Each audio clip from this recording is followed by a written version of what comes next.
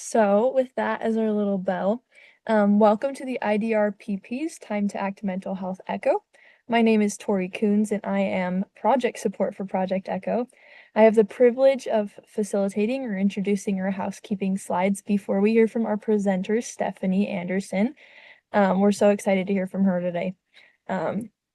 So, we record our echo sessions for educational and quality improvement purposes. By participating in this session, you consent to being recorded. If you do not wish to be recorded, feel free to disconnect from the session. Echo is an interactive community. To help support that, we ask our participants to be engaged in asking questions after our didactic speaker, which is Stephanie for today, and to provide feedback or ideas during our case presentations or discussions. As our discussions often surround our experiences with kids and family, please protect these individuals' privacy. We ask that you avoid using identifying information such as their name, as well as the names of their family members, friends, or coworkers. If you have any questions as to what would be considered identifying information, please reach out to a hub member. All of our hub members should have an asterisk next to their names or before their names. And if they don't right now, they will shortly. During each of our echo sessions, we have a subject matter expert, case presentation or discussion, and then we also include some professional networking. For this session, we ask that you rename your profile to your first and last name, state, job title, and organization. To rename your profile, click on the participant's icon in the bottom menu of the Zoom window, and then you can click on your profile, which will be your name, and then to rename your profile, it'll give you an option in the dialog box. So today, if questions come up during Stephanie's presentation, you can feel free to put them in the chat.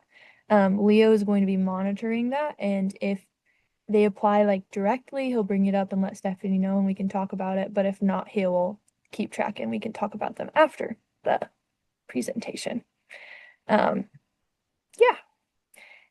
So in our echo sessions, we ask our participants to respect the presenter by using the chat or raise hand feature, which we will not probably be using during our presentation today, to ask questions or contribute. We ask that you keep questions brief and on topic.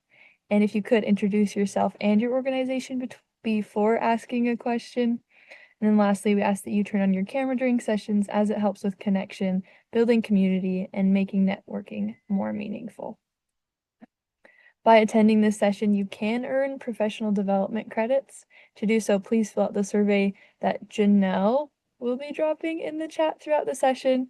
There should already be one in there, but hopefully there will be another one again soon if you missed it. So Canvas is where we store all the information to prepare for, review, and implement the strategies discussed in our echo sessions. If you would like access to Canvas, email timetoact@aggies.usu.edu, and we will send you instructions for how to register. Case studies are where we share information about real-life situations, hear from colleagues about recommendations, and receive valuable feedback to take and apply. Just as a little plug, case studies are always so much fun, I think, to talk about. I don't get the opportunity to work with a lot of families, and so it's really fun to like kind of experience what that's like and to be able to brainstorm and use all the things that we talk about. So if you are interested in presenting a case, whether that's like something that you've experienced or something that you've worked with, reach out to timetoact@aggies.usu.edu. We would love to have you guys present. To stay connected with everything Project Echo, follow our Facebook, Instagram, or LinkedIn. And then without any further ado, I would like to turn the time over to Stephanie Anderson, our presenter today.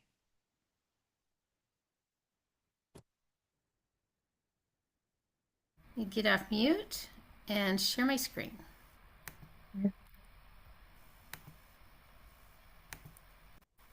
Okay, are you guys able to see my screen?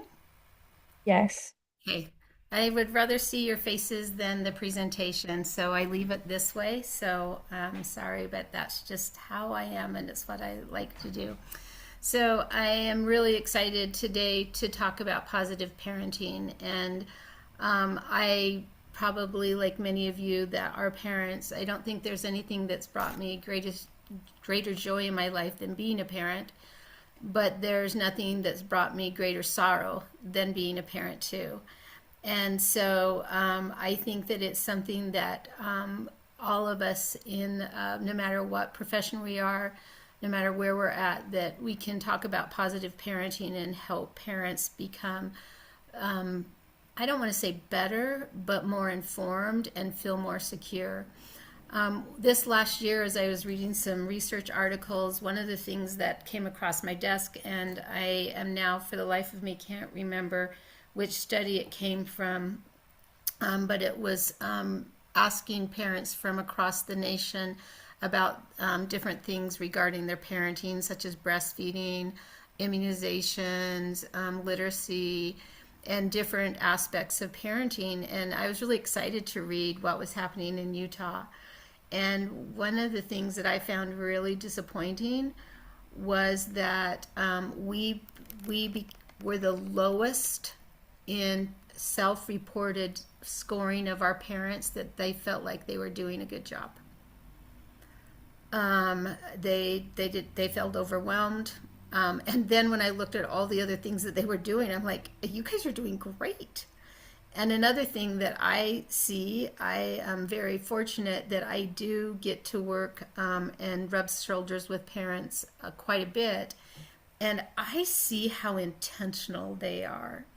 Parents really want to do the best they can. They want to make great choices for themselves and to really have a healthy, thriving home. And so I don't see I see a lot of cameras off, and that's okay. I've done that myself. But for the rest of you that work with parents, those are some of the things that you're seeing too, is that parents really do want to do better, but they feel overwhelmed and they feel like they should be doing more. Does anybody mind sharing their thoughts on that topic?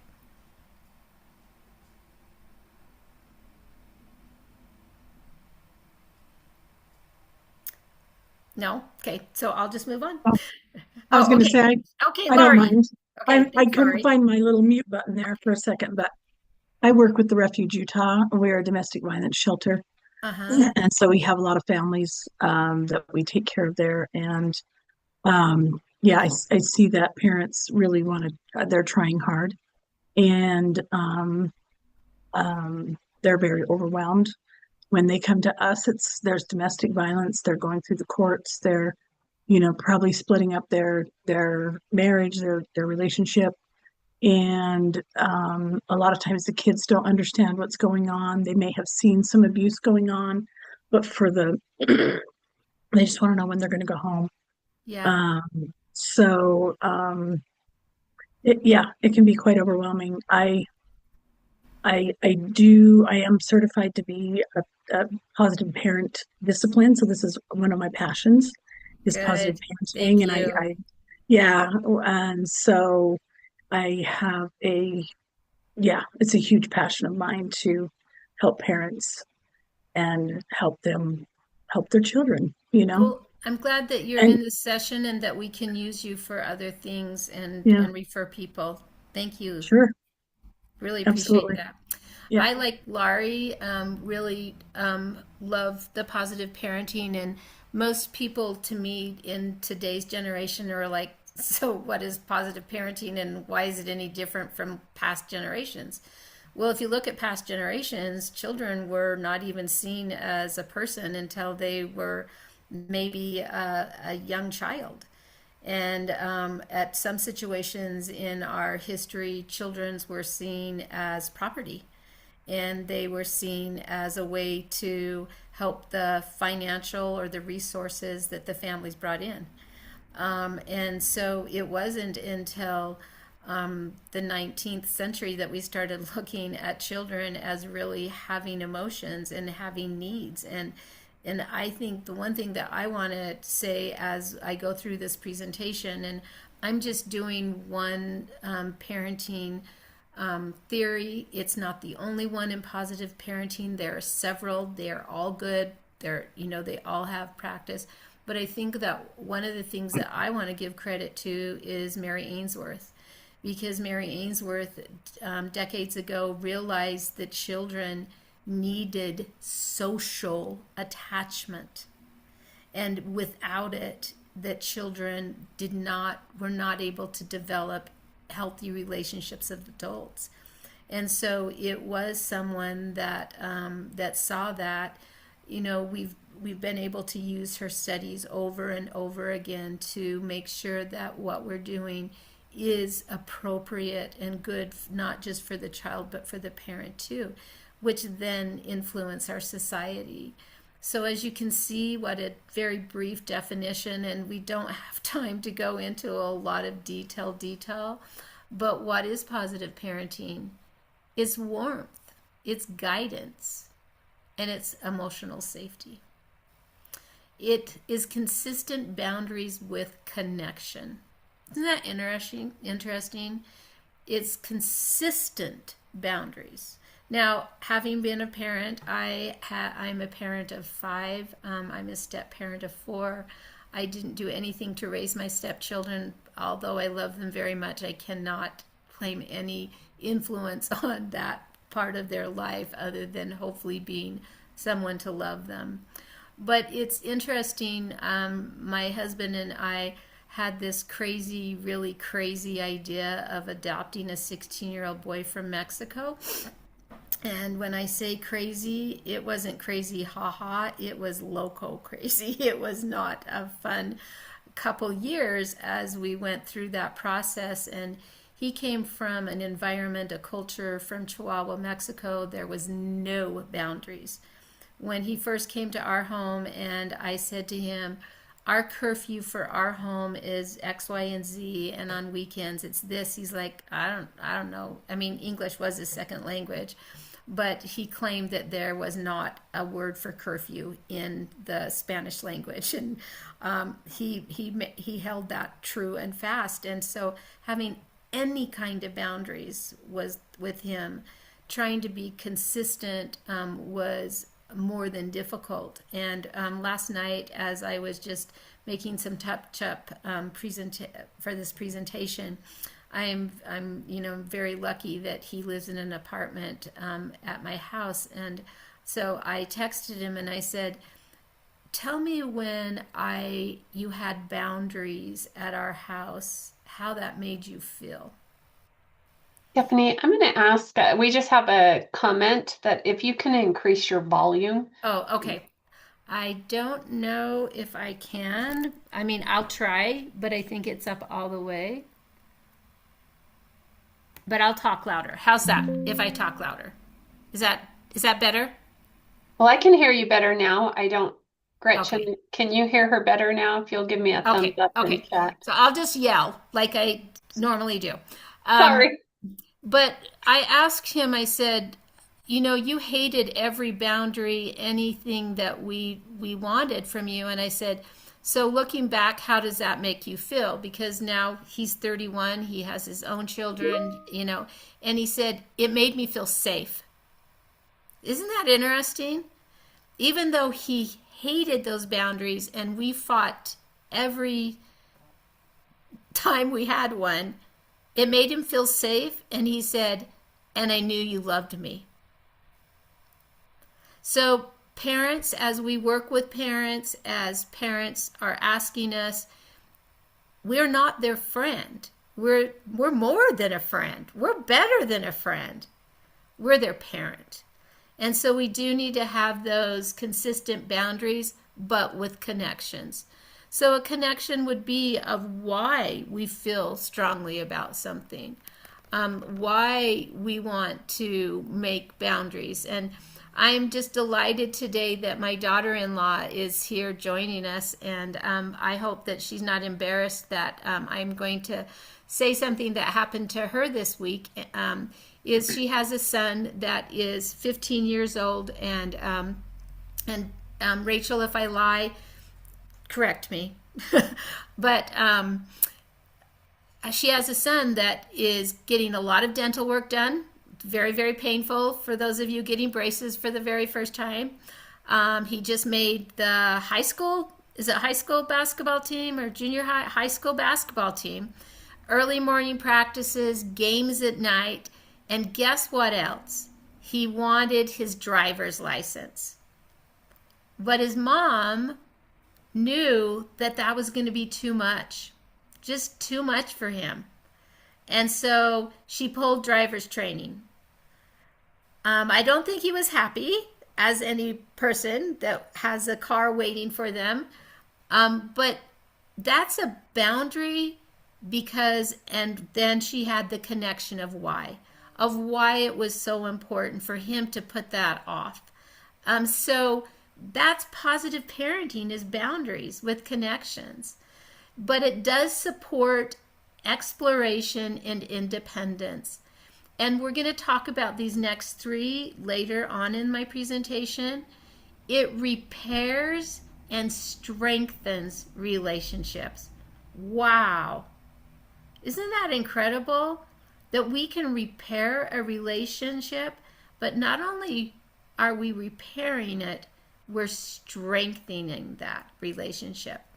And the theory that I'm going to talk about today is called circles of securities and the principles that it aligns with. Early on in my career, I was at a conference and went to a breakout section where a presenter talked about the circles of security, and it was one of those events that just stayed with me. And I tried to do everything that I could to study about circles of security. And about 4 years ago, I was fortunate enough to go to a training to become a trainer for them. And I really like the principles, as I do many other principles from other things. It's not one that's better than another, but I really do like it. So what I'm going to do right now, and this is where I get in trouble, is when I stop sharing my screen and then have to share another screen. So give me some grace. Is I'm just going to show you a clip. It's about a 4-minute clip of the circles of security. Children's needs, helping them grow and giving them all that we can. We try to combine our own experience. Stephanie, we Yeah. can't see the video. We and can our hear own it, but we can't and see it yet. what is best. And still, we so often worry that we're not succeeding. Thanks. In a world that is always offering the next best parenting solution, the circle of security is based on decades of attachment research. Unlike many behavioral perspectives, it offers relationship tools to provide a new way of understanding your children's needs, creating lasting security for them and more satisfaction for you. The circle graphic has been created to help you know what to look for, so you can read your children's behavior to guide you in meeting their needs. It's really not complicated. People of all ages have attachment needs. These needs can be divided in 3 ways. Let's look at this child. First, he needs to know the freedom and confidence to go out and explore his world. Second, he needs to feel assured that whenever he's ready, he can come back for comfort and protection.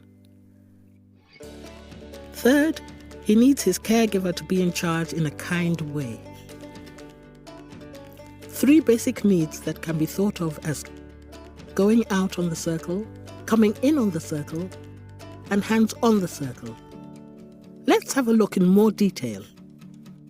Feeling safe and supported, our children want to discover their world. When going out, they need to know that their exploration is encouraged, that we're right there watching over them, delighting in them, offering help when needed, and ready to enjoy their new adventures with them.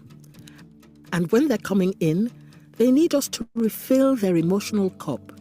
This means organizing their emotions and letting them know we are delighted to welcome them back, protect, comfort, and understand them.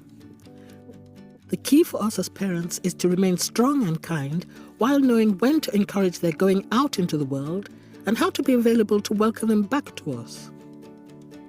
It's crucial that we learn to identify our children's needs like this, because misreading them, or worse, missing them altogether, can cause pain and frustration. We all know how uncomfortable it can be to be held too close when we want to be out exploring, or kept at a distance when we need emotional support, or simply to be without someone who is bigger, stronger, wiser and kind, who we can trust to understand what we need when we're feeling lost, confused or out of control. When a child misbehaves, the cause is often rooted in how safe and secure they're feeling. So it's not surprising that they behave well when a parent learns to tune into their child's needs on the circle in this way. And because our needs on the circle never disappear, learning to read cues can help you better understand and meet the needs of people of all ages, including your own. So that's all there is to it. Just know that at any given moment, your child is somewhere on the circle asking you to meet a need. Support my going out. Welcome my coming in. Be the hands that keep me safe by staying in charge and committed to helping me feel connected. And please remember this, there's no such thing as perfect parenting. At Circle of Security, we've come to realize that good enough is, well, good enough. Okay, so in the video it says that's all we need. So that's all we need. We can just give everybody this handout and say, okay, here you just need to know this and this and this and we're good. It's all perfect. Anybody feel like that's all you need is a handout? Okay, what is it? And please be humble, and what is it that's difficult? Because it is for me. What's difficult? For myself, when they don't come back, and it's like, well, I want you to come back, but they don't want to because they want to figure things out on their own. And so it becomes really difficult because you want to tell them what to do and they don't want that. Okay. All right. Thank you. So sometimes it's like you can see what's going to help them, that boundary that's going to help them, but they don't want to listen to you. So what do we do during that circle? During that time, we still watch over them. We still are watching over them. I'm sure that I'm not alone in this group, that I have a child that struggled with drug addiction for, I don't know how many years, to be honest. And I cannot tell you how many of my friends, church members, colleagues, neighbors told me to just give up. Just give up. You've done all that you could. There's nothing more that you can do. But in that sense, if I would have given up, I wouldn't have a stronger one. Was it difficult? Yes. Did I have to get professional help? Yes. And that sometimes is the case. And we're going to talk about that. So thank you so much for sharing that. I really appreciate it. Anyone else? I think you got some comments in the chat. Sarah's saying that every child is different and needs to be handled differently. Yes. And then sometimes if we share tools with kiddos, they don't always accept them either. And then Greg was just kind of showing his appreciation from one of your statements. He said, as a parent, I think we always want to know more and do more. So that's great. Okay.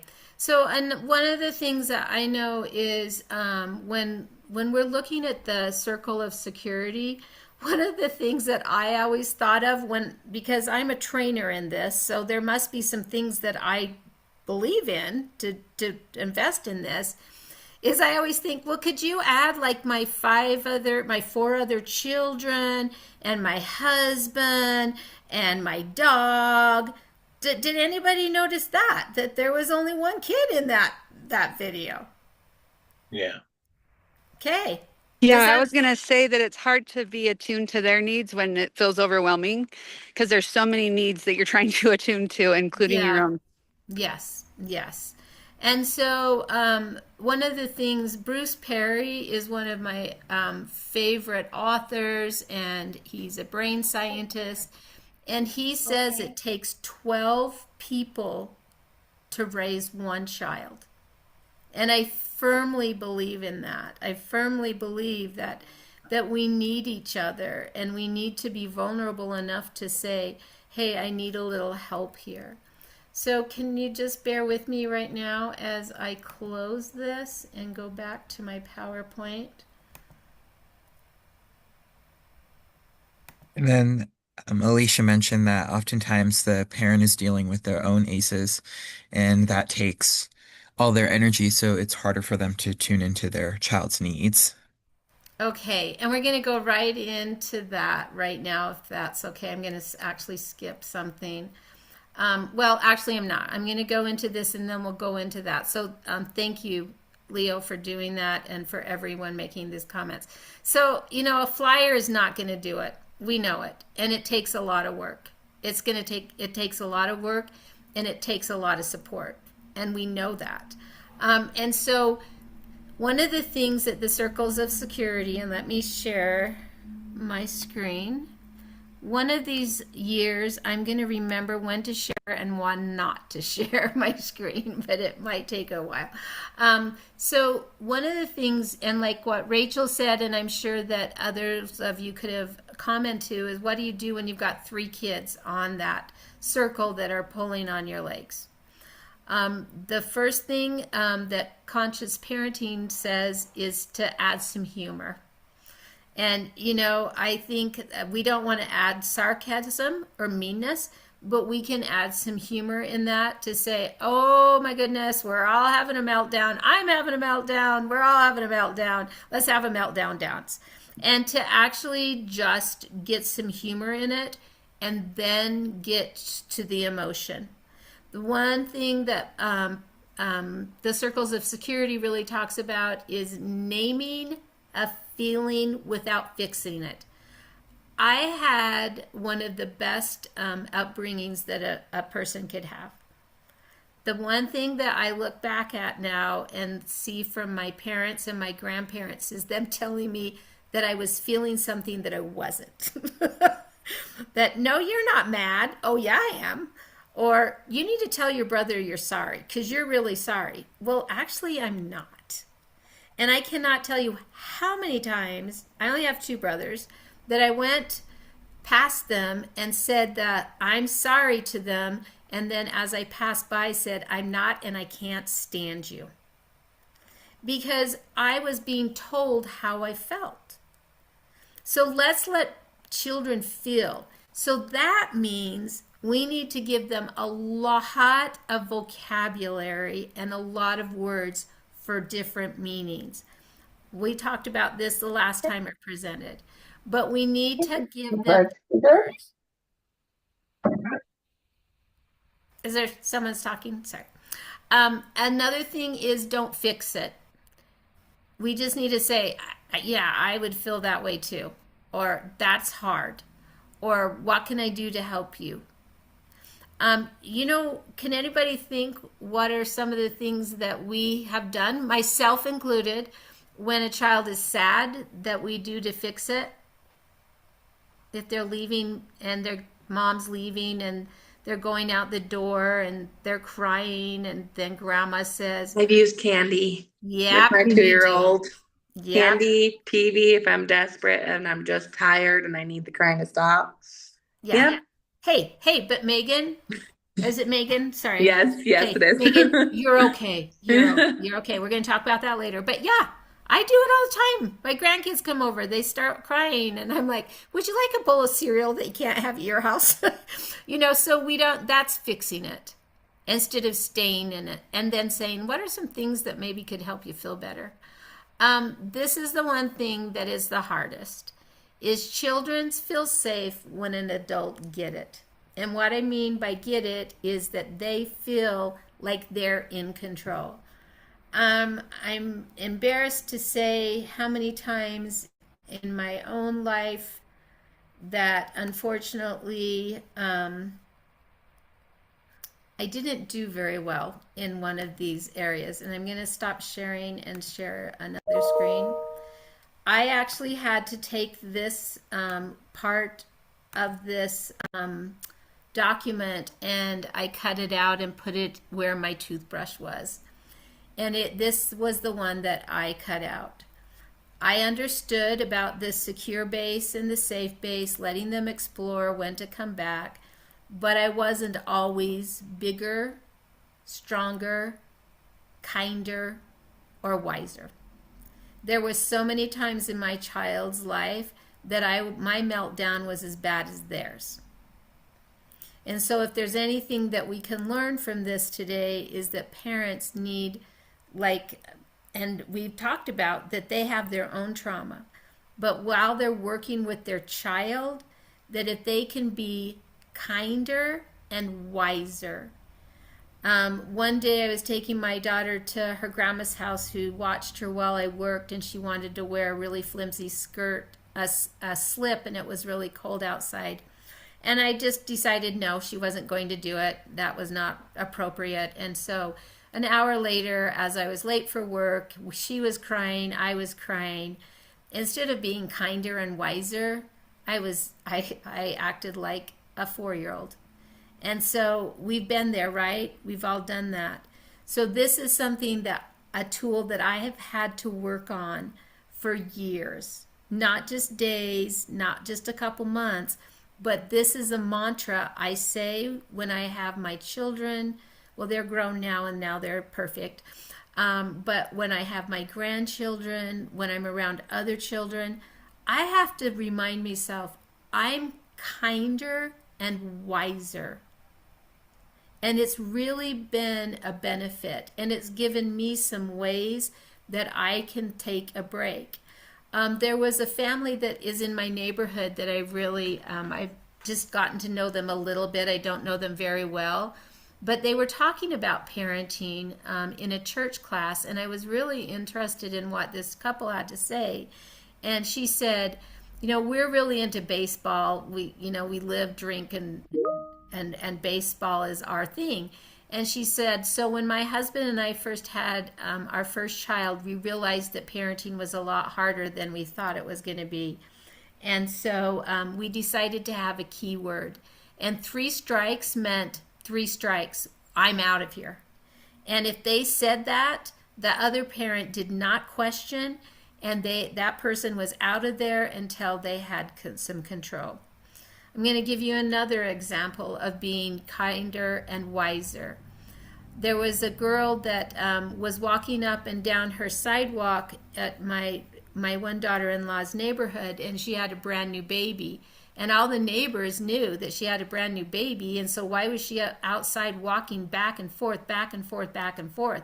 One of them got to be a little kinder and wiser and went and said, "Is everything okay? We see you out here all the time."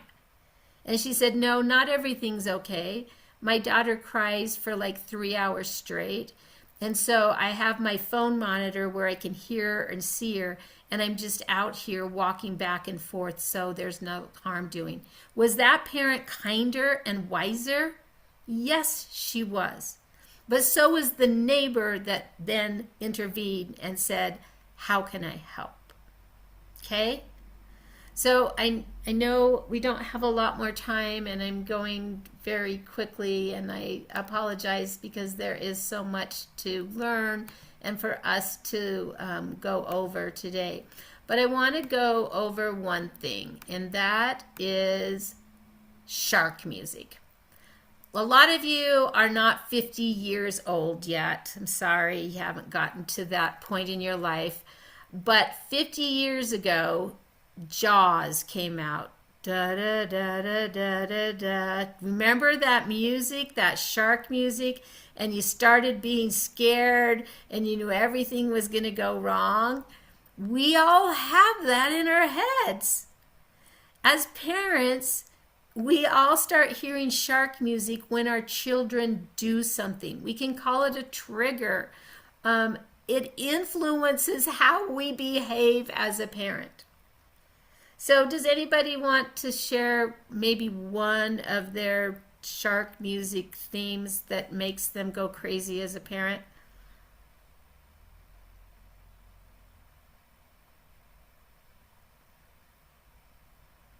Okay. Mine is when my kids use me as a jungle gym.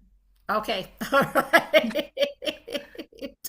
And you're just like, don't touch me. Don't touch Yes, me. I don't like to be climbed on, and I have Yeah. 4, and they're all Yes. on me at Yeah. the same time. It's just Yes. like I can't handle it. So there's your shark music. So what you need to do, Ashley, and I don't want to say what you need to do, some tips that maybe can help is to help you prepare for that. Maybe you could get one of those soft couches or something, but you need to prepare because it's going to happen. And talking to other people. What do you do when this happens? What are some tricks that you do? Some things like that to help that. And then professional encourages reflection. So look at the professional. What could we do? Can we wrestle for 2 minutes with each child? So after 8 minutes, you're done. And I don't know. I don't want to say what's right or wrong in that. But we all have our shark music. And if we recognize it now, then we can prepare for it, and we can sometimes alleviate some of the stress that it causes. Okay, there's 2 more things that I want to talk about. And the first one is repair and reconnection. And what are you seeing right now? I can see your pull up. I don't know what to call it. Your rupture and repair. Yeah. Okay. Yeah, I can see it. Okay, so we all know that there's going to be rupture and repair. And when relationships matter, we're going to repair them. When relationships don't matter, we walk away. And it's really sad that we do that a lot of times. But I love this handout from the Circles of Securities. So it says, rupture and repair. Not knowing how to repair leads to playing it safe and being shallow, and it's unsatisfactory, and it doesn't really help a relationship. It really means, have you ever heard someone say, well, I'm sorry, but I'm doing the best I can? Well, I'm sorry, but if you wouldn't have done that, I wouldn't have gotten mad. One of my best friends shared with me an unfortunate experience that she was sexually abused by her father as a teenager. And when he finally started recognizing what he had done, his first apology was, it could have been worse. And so those are not repairing words, are they? So repair is more than I'm sorry. It's also naming what happened. Talking about what happened.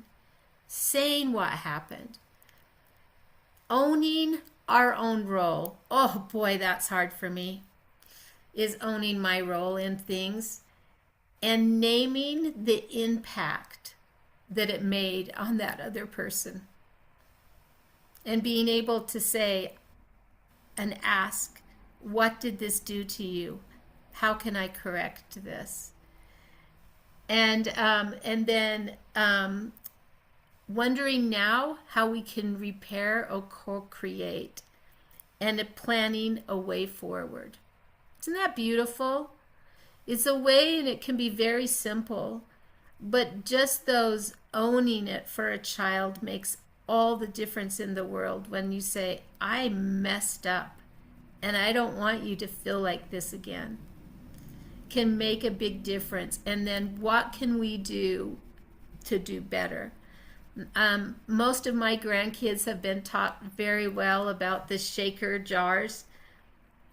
Our kids can teach us some things to help us with our self-regulation. And if they're the ones that are helping us, they can help remind us too. So I hope that, and I'll share these documents with Tori, and she can share them with you too. Sorry, it's my dog. Okay, the last thing is that I'll shut my door.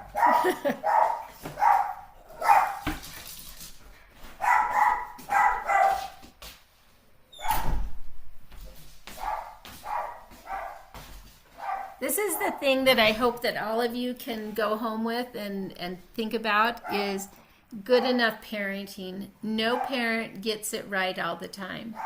I was in a professional development class several years ago, and the presenter said, we only have to be a perfect parent 30% of the time. 30%. Then I started thinking, I don't think I get to be a perfect parent ever. I don't know if that's ever happened in my family.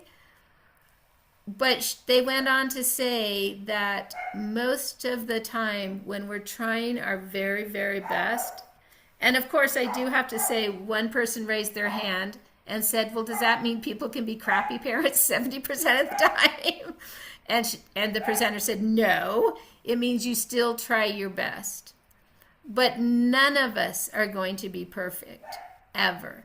I want you to think of the last time you felt like you had a perfect day or a perfect experience.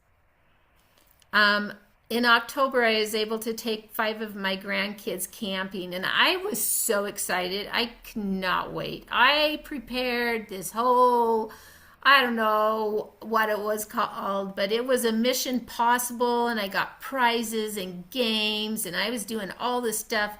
We're going to have the best weekend camping in my motorhome ever. Well, the first night ended that I had a report that was due, and so instead of going camping that night, I worked on my computer till midnight. So there went that perfect part. Then we went, and the next day it was raining. So we decided, do we want to go camping? Do we want to go to the jumping house? What did we want to do? And the kids wanted to go camping, so we went camping. It not rained, it poured. It rained and rained and rained. And we played Slap It, and we put on silly glasses, and we did all the games. And I was a little disappointed that my perfect weekend was not going so well, but my grandkids had a lot of fun playing in the rain. And then the next morning, on Sunday morning, it was such a beautiful morning. We got to get up. We have pancakes. We got to go for a walk. My grandkids were skipping and laughing. They didn't hit each other or kick each other or say any bad words to each other for quite a long time. And as we were coming down the trail, my granddaughter that was 5 years old, she turned to me and she said, "This has been the best day ever." It wasn't perfect. And, if I give her gum, it's the best day ever. But, I took what I could get. But, it was good. And when our kids realize when we're trying our best, that's what matters, because we're not going to be perfect. So I want to thank you for coming today. I appreciate for your comments. I really do know how hard it is to be a parent, but I do think it's something that is worth investing in. And I really feel like it's something that we need to support each other in as we are all on this journey together.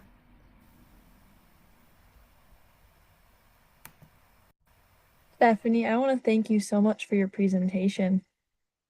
You have a very special way of making it feel very personal and vulnerable throughout the entirety of it, and I always really enjoy that. Just to give everyone another chance to ask Stephanie any questions or to have any comments they'd like to bring up. We're just gonna have a couple of minutes of time. So you can do that in the chat, or you can raise your hand or come off mute. Did you say you'd send the handouts of those 2 graphics? I will to Tori. Yes, I will. And then will Tori send them to the rest of us? Yes, I will. I'll Perfect. probably include them just in like the little after email with the slides as well. Awesome. Thank you. Mm-hmm. PowerPoint has actually been shared in chat throughout today's session, and all those resources will also be on our Canvas page. So if you need access to our Canvas page, just email. Perfect. Thank you, Janelle.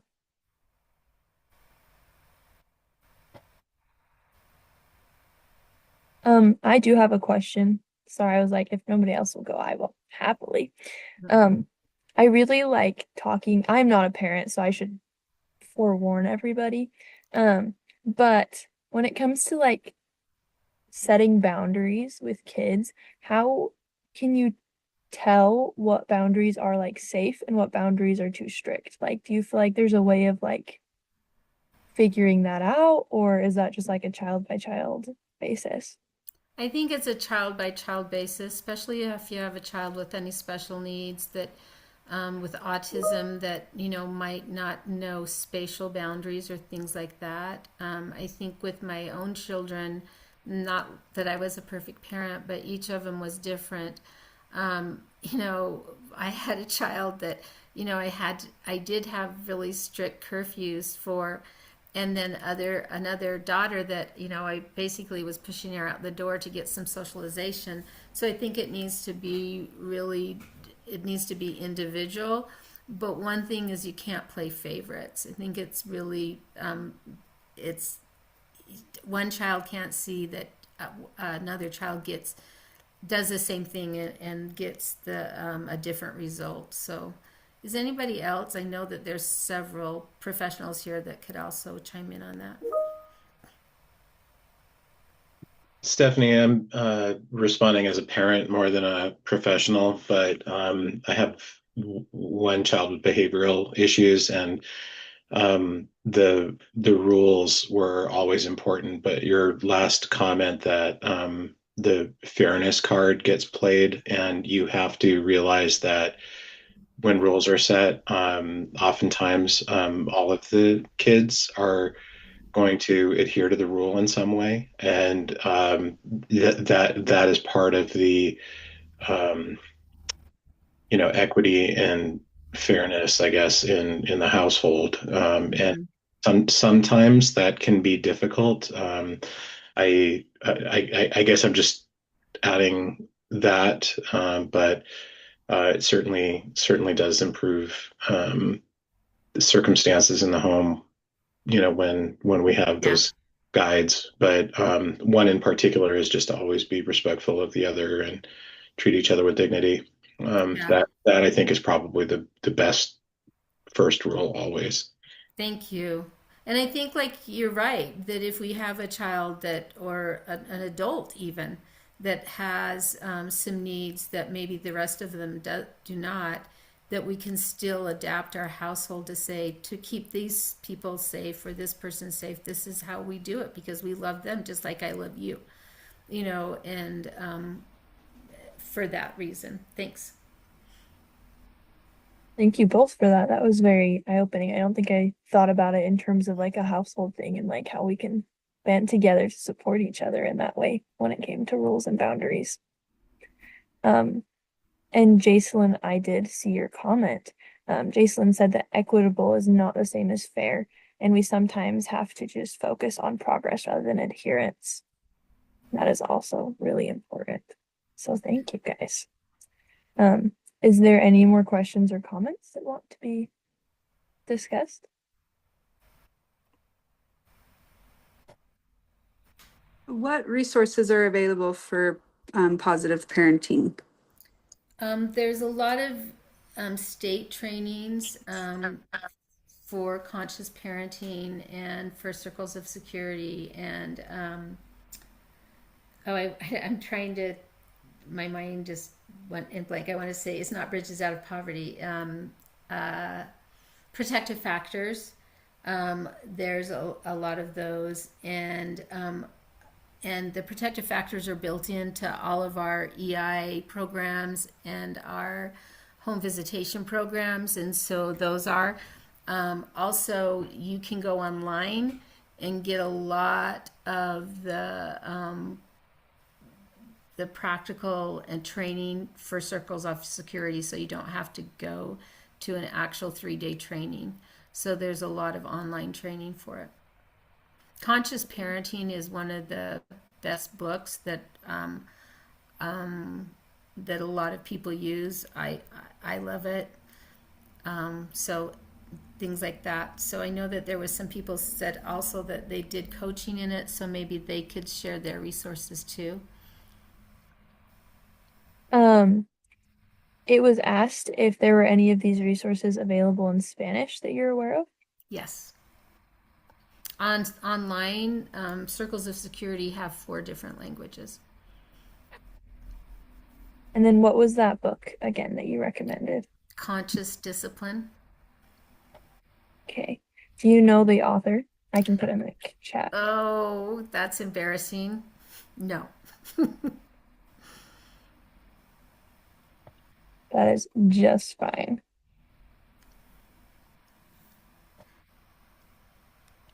Becky Bailey, is it Becky? It might be Becky Bailey. I mean, she does a lot of music with that, so it might be. Thank you all for your contributions to the chat. I didn't even have to put it in.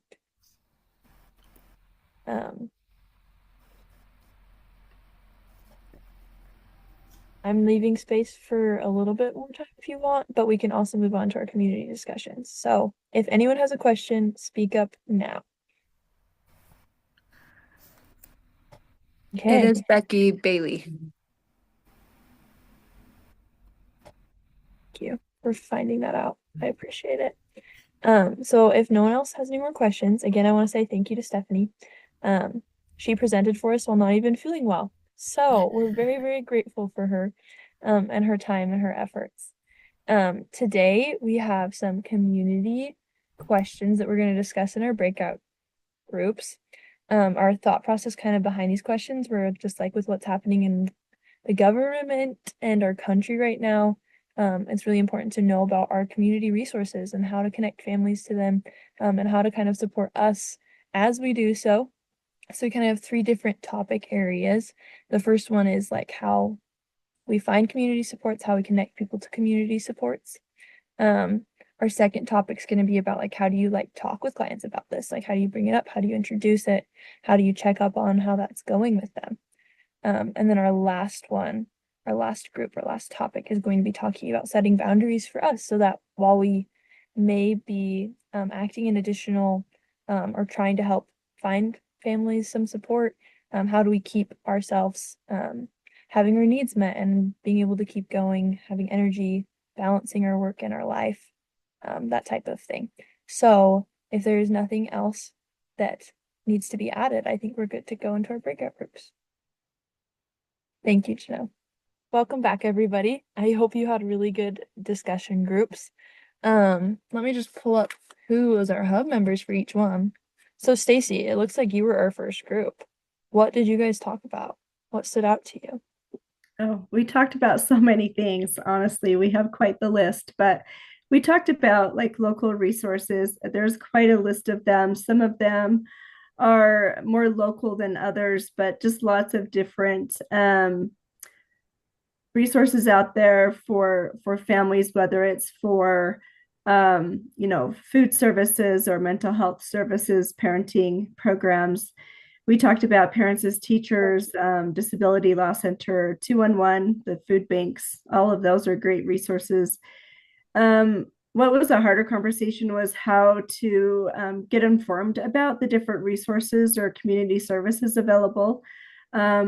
Really, it's just the connections that you have, making sure you're signing up for all the emails that you can in different listservs. And then the barriers, that was quite the conversation and could be anywhere, from families being able to use community resources, barriers like transportation or language barriers, things like that. So just, we have quite the list. I don't want to take up all the time, but yeah.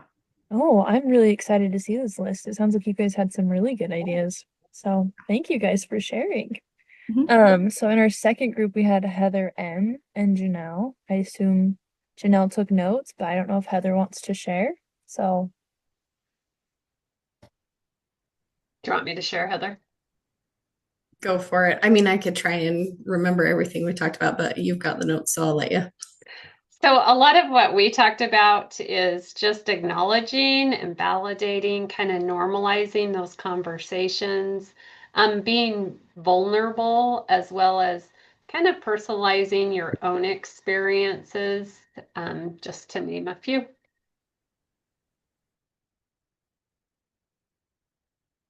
those are all very key points.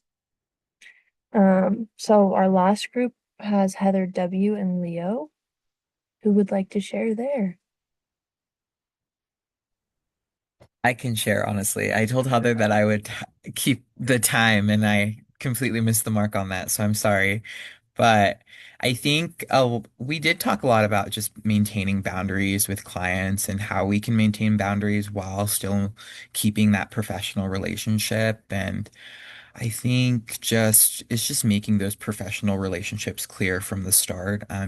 You have to make it clear that it's a working relationship rather than a friend-to-friend relationship. So, yeah, it's crucial to maintain those boundaries because if you don't, then in the future, that family might ask too much of you, and then obviously you hadn't set that boundary. So it's a lot, but it's some good ideas in that breakout room. I love to hear all of this. And just as a reminder, all of these resources, the lists, everything will be shared in Canvas. So if you would like to be added to that, you can reach out to time to act at aggies.usu.edu and we can help get you registered. So thank you guys all for participating in those discussions in our presentation. As a reminder, our next session is going to be December 17th, and we are going to, I moved away from it slowly enough. We're going to talk about trauma-informed approaches for system change, which should be amazing. And Mary Beth Vogel Ferguson is going to be presenting. So we're very, very excited for that, and we hope to see you guys there. Is there any other announcements, Janelle? Perfect. Well, it was lovely seeing you guys today. I hope you have a good rest of your week.